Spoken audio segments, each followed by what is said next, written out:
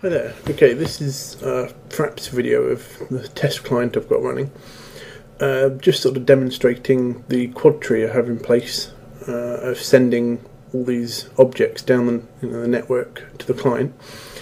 Obviously they're just primitives at the moment, cylinders,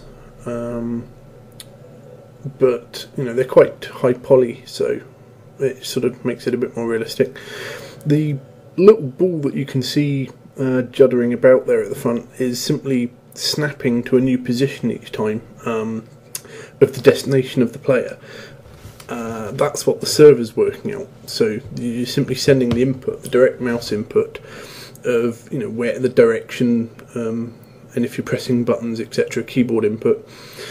The server's then working that out where the client should be in any collision detection, and simply sending back to the client the actual location it wants the client to be, which is where that smaller ball in front of the larger cylinder representing the player is, and obviously the client itself is just working out smoothing between where the client currently is and where the server is telling the client it is.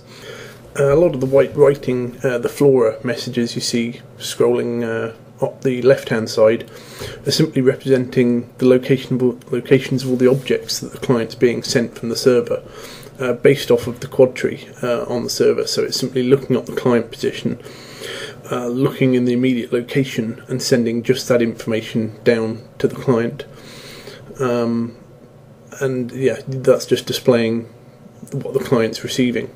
And obviously here you can see, because I've only done a small radius, you're actually able to, because of the extra height, see the limits of that radius of the objects that were being sent down. Yeah.